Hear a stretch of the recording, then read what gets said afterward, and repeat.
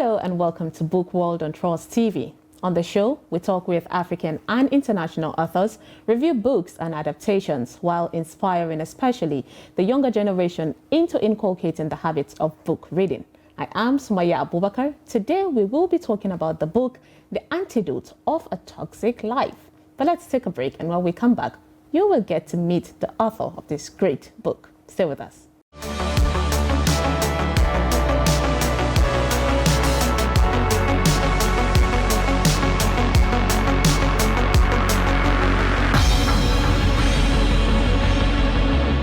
Welcome back to Book World. Now, reading furnishes the mind only with materials of knowledge. It is thinking that makes what we read ours. Taking the time to read can be an everyday escape and opportunity to learn, but don't take our word for it, okay? Just try it and see. Our guest today is a young aviator, an activist, and a multifaceted author, Ali Abbas Abubakar. Thank you for joining us, Ali Abbas. Thank you very much for having me.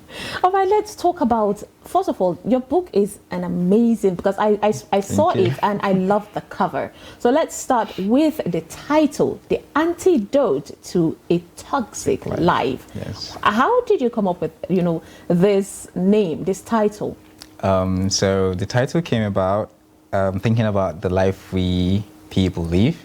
Everybody is living, under a lot of circumstances, issues, drawing people back and forth and all that. And it's more or less saying that you have a toxic life. But then again, people just go about looking for solutions to these issues.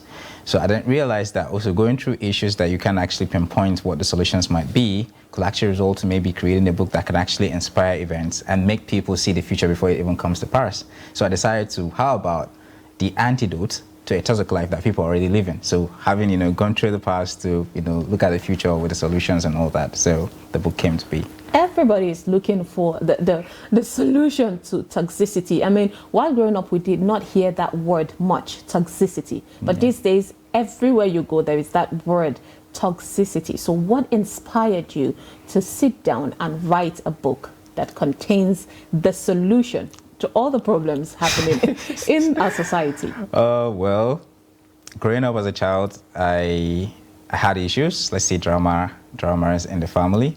Come from a family that is divorced. My parents are divorced. I had two sisters, whom I've lost, two of them.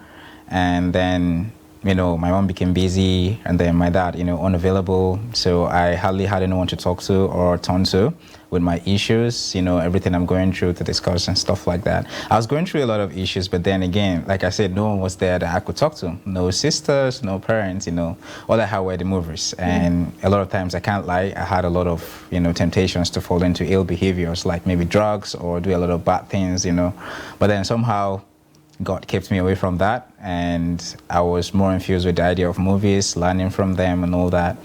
But then starting to expose myself to reality of the outside world, I started realizing that these aren't just issues that I alone was going through.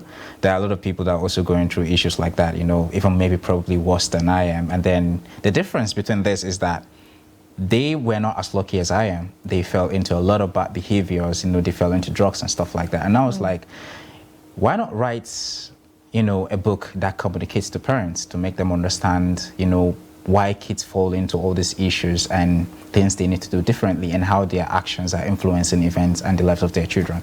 So that's how I started writing. That is a beautiful thing. Now, you mentioned earlier while we were talking that you started writing or bringing out your own inner turmoil by writing since, I think, 12. You mentioned that. Yeah, basically. So at what point did you tell yourself, I'm writing this book, and what was the support that you were able to get in order to make this journey easy to bring this book?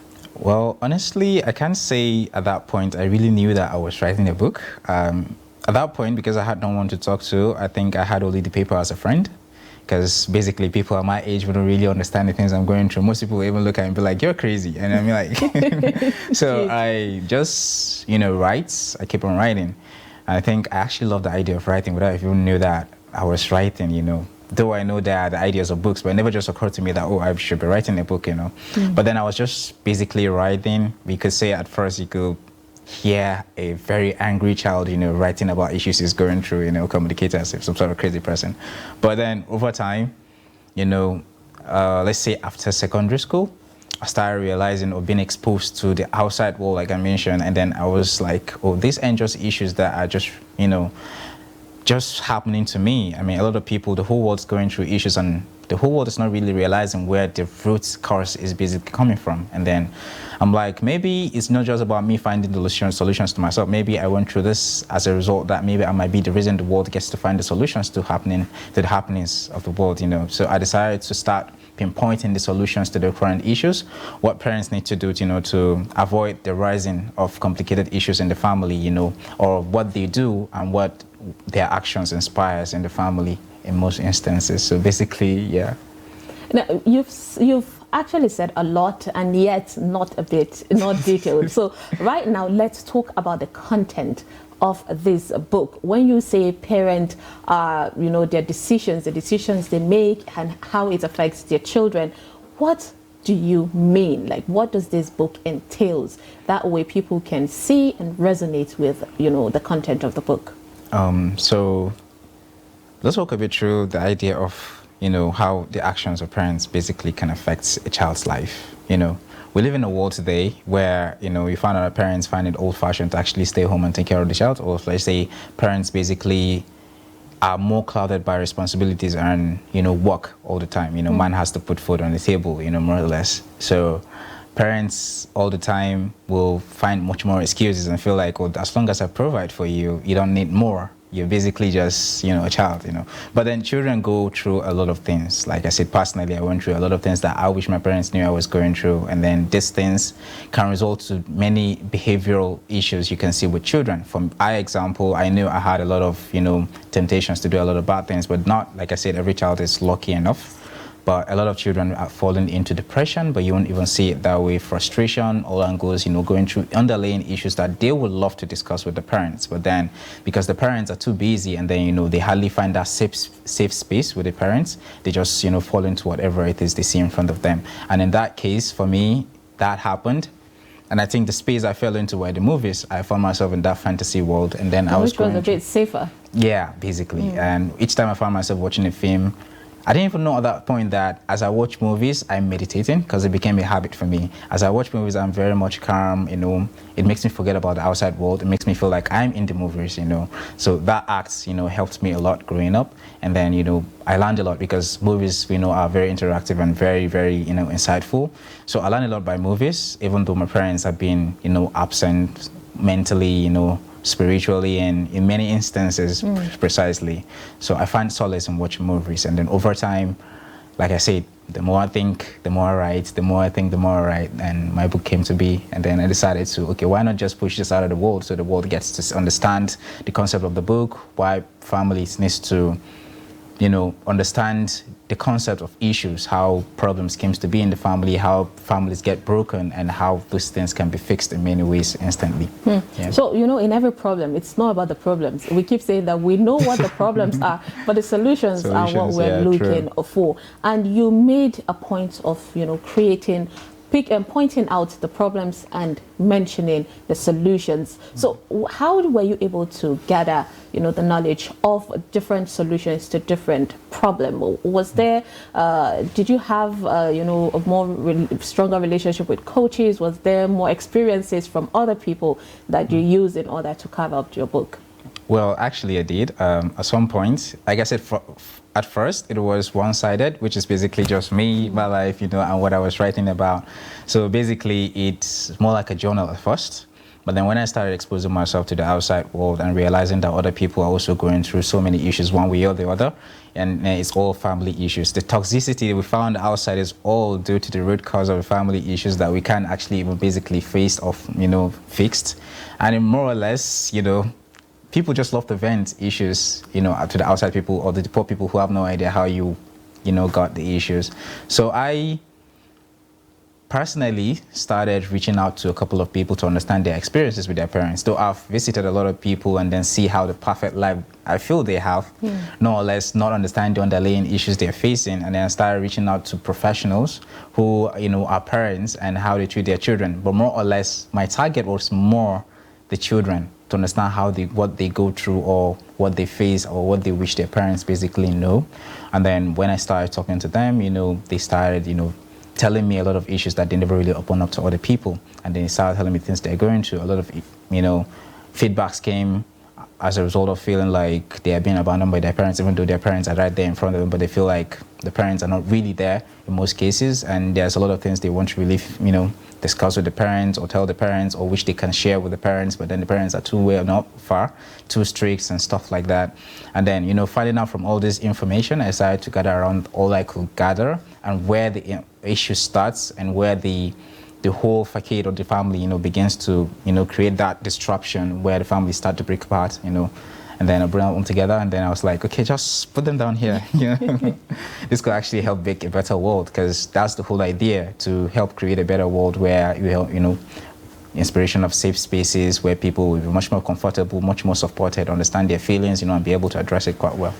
Interesting. A very beautiful picture you painted there. So as a first-time author, because this is your first book, Actually, that you published, and it came powerful. How do you feel, considering other authors go through a turmoil, coming out, a lot of turbulence to get their books to be appreciated, to be noticed? But then we spoke about how your book has even gotten like international recognition. There are eyes on it. Walk us through that feeling. When I get asked questions like this, I don't know the exact word to use, but honestly, I'll just say it's been God all the way. My book started going out before I even thought about choosing who the right publisher would be for my book. I've always shared the ideas, no doubt. I don't hide it at all. I just tell people. So from different perspectives, people see a lot of issues and then start looking for solutions. And then I look at it in the parental aspect, or how children are being raised specifically.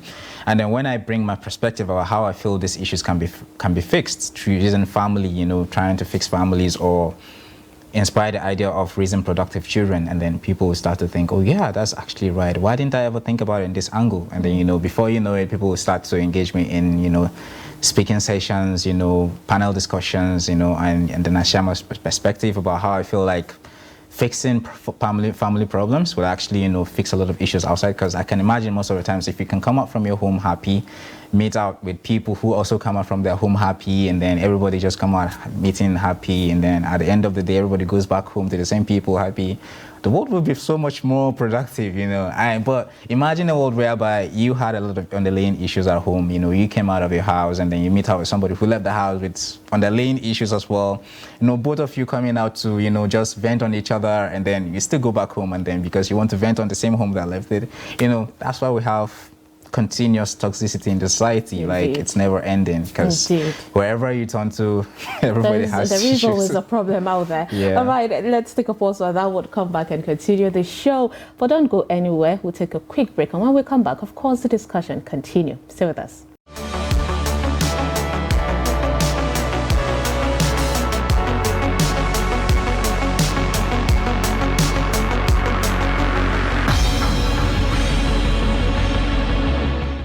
Welcome back. If you're just joining us, this is Book World on Trust Television, and we're talking with the author Ali Abbas Abubakar on his book, The Antidote of or to a Toxic Life. So before we went to the break, we're talking about how your book has gotten international recognition, Ali Abbas. So right now, what I want you to talk about, because I think earlier this year I spoke with an author of a very old Hausa novel, and he mentioned how his novel was translated to English because I think someone in Germany recognized and loved that book. So you were talking to me earlier about how your book is being translated to another language, a foreign language. So walk us through that. Well, honestly, I've always pictured my book, going global, and that's actually the goal. That's why I work relentlessly every day to see that it gets the recognition I feel like it deserves, considering the issues that the world is facing right now. And the case is, it's super satisfying knowing that your book somewhere has been translated to a different language, As like I mentioned, is it okay if I mention the language? Yes, yeah, of course. So the book has been translated into Arabic currently by someone in Egypt, and then it's going to be launched in both English and Arabic, And then apart from that, I intend to actually have it translated to at least over 50 languages around the world, to be precise. And the whole point is actually to get the message out there, because considering, like I said, the issues that the whole is going through, family breakage, parents disconnecting from children, so the whole idea is to bring every family back together to rekindle that lost connections and the love of a family. So having book translated into other languages to help readers understand much better what the book is communicating about will help, find it easy to actually implement or, adhere to the solutions being implemented from the book and then implementing in their families to better, create a much safer world for the kids and the family at large. It is a beautiful thing. I mean, you have a beautiful word, and it would be, inspiring for younger generation coming up, looking at you and seeing how much of a big dream Ali has. But then you gave grace. You said it's all grace and all that. So let's talk about the challenges that you went through writing this book. Was it an easy sale? Not at all. I mean, it has been a very rough ride. So I mentioned that I've actually been writing this book for a little over 12 years, like I mentioned. I mean, I've faced situations whereby I get attacked with what's like, what do you think you're writing? And I'm like, really? And this is coming from people you never even see reading. I come from an environment where people hardly even like the idea of reading. I mean, I can say that I am the only one in, let's say, 100 or 1,000 that always read books, and people find it hard to actually be like, what are you doing? And I'll be like, I'm writing. What do you think you're writing?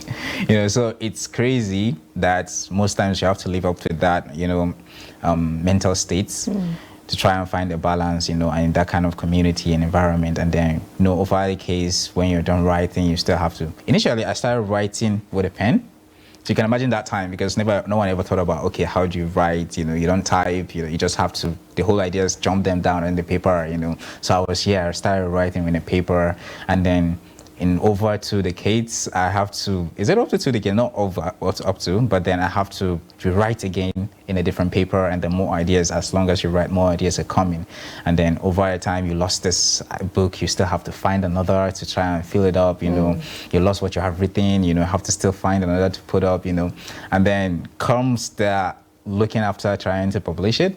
I think I've been trying to publish for over 4 years. At first, it was back in Kaduna when I was with Belcher Printing Press.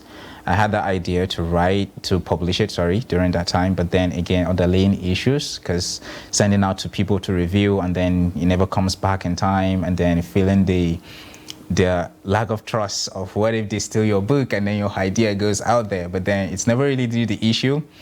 But you send to them for review, and then they tell you they'll get back to you, and then it gets off the nerves, and then it takes longer time, and then there's been a lot. From everything, there's been a lot. So let's talk about adaptation. Have you thought of, a company reaching out to you to find a way to turn this into, say, a stage play, or, a theater, a drama, or a movie? How will you welcome that idea? Well, like I mentioned to you earlier, I had companies actually reaching out to me, not me reaching out. I have people in the United States of America, and even UK to be precise, that are reaching out to pitch the idea of my book to Hollywood directors or producers and stuff like that to adapt it into a movie. And then I'm like, oh, that's actually a pretty big dream. A lot of people want that. But then somehow, the more I think about it, I'm like, wow, these people reaching out to me. And then, and then I start to think, as a writer or as a first author who wants to hold the copyright of his book and then get to explore the opportunities the book has to offer, I prefer the idea of sharing that kind of big, achievement with other companies. So I decided to take my time off to actually just see and think it through before I could guarantee that. But yes, I've actually thought about it, and I think it's a really great idea. But the point is, you need to find someone who will be able to relate your story quite well, or tell it better in a way that people can, be inspired by it and relate to it better, so they can learn more. It is a smart thing to do. I mean, we've seen situations whereby artists in general have been exploited. So it's okay for you to take a backseat and think through, how to sell your art. Well, that is amazing. So, Ali, at the end of the day, when someone pick a book, there's always a lesson you want someone to take home with. What is that message that you want every reader picking up the book, The Antidote to a Toxic Life? What is that message you want them to hold on to? Is this the part where I read a passage from the book? Okay, I think your message is in that passage. Let's go ahead then. Okay, sure. So there's a little illustration I gave in the book. Okay. Where a parent took a walk with a child around a park. They hold hands with a child. Then, while walking through the park, a call came in for the parent, obviously work. To answer the call, the parent then let go of the child's hand. First mistake. While on the call, the parent became distracted and forgot about the child that was there with him. The child tried to get the attention of the parent back, but the parent didn't want to show any attention at this point. This then makes the child upset, and the child decides to fall into a black pit, which he noticed by the side of the park. The parent noticed this, then yelled at the kid to step out of the black pit, unaware it's a black pit actually. Then that can actually consume the child, having on his face the countenance that states, "I have no time for child's play." With this response done, the child gets more infuriated and decides to get consumed by the black pit. By the time the parent notices what's going on, that his child has fallen into a black pit, the child now comfortable in the black pit, being consumed, bringing the child out becomes a more difficult task for the child now feels safe in the black pit. In most cases, a miracle is needed.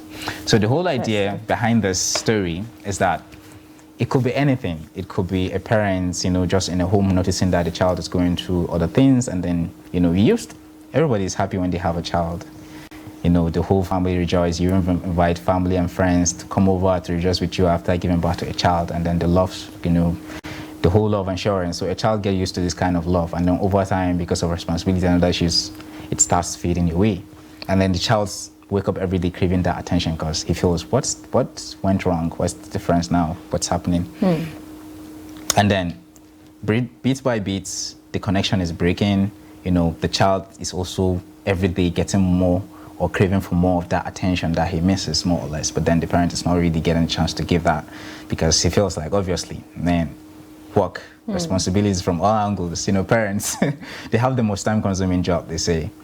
But then the child, like I said, every child is born with immense love for his parents, no doubt.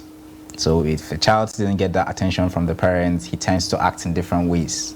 And then, like I said, the connection starts to break easily when you're not giving that attention. So in this story, it's trying to narrate to you that when you go on a park or in a family, you're with your children, you're connected, and then, other issues start to take your attention away. There are ways you can still manage these issues or create a balance whereby your children are still part of your life while you still handle all those issues outside. You can sometimes choose to even share it with them.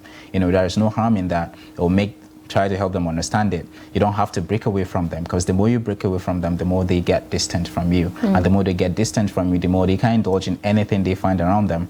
And the black pit in this case can be depression, frustration, and any ill behavior you can think of. And then children tend to fall into this black pit because they want to get your attention. And when you don't give them the attention fast or as early as they want it, they tend to just get consumed in that black pit. And the black pit consume them, they get comfortable in it, they become safer in it. And it could be, like I said, drugs, it could be any other ill behavior you can think about. When children get used to this or addicted to those issues, they tend to just stay there. And no matter what you try to take them out, it will be relentless. It won't be as easy as you think it will be. So basically, that's just the whole idea. So pay attention to your children. In many ways, they're trying to communicate to you through uncommunicated words, but they will try to show signs in many behavioral. And if you pay attention to these behaviors, you will realize that the child is actually trying to say something to you. And if you can relate to that easily and faster, then a lot of issues can be avoided in the family, and then you still find yourself in a happy home with your kids and stuff like that. Indeed, and we all know how a happy child grows to be,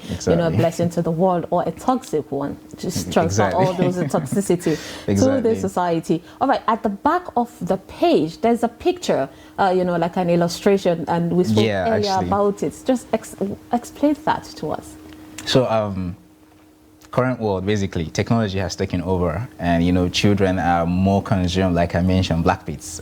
I'm not saying this technology is a black bait. I'm not saying that children shouldn't learn about technology, but it can be managed. But if you allow them to get consumed by technology, then it will be as if technology is their parents. There's been a debate. That is the reason why parents are basically called parents. Parents isn't just a word. It's stating that you are the sole guardians to the society. You're also the one to support your children.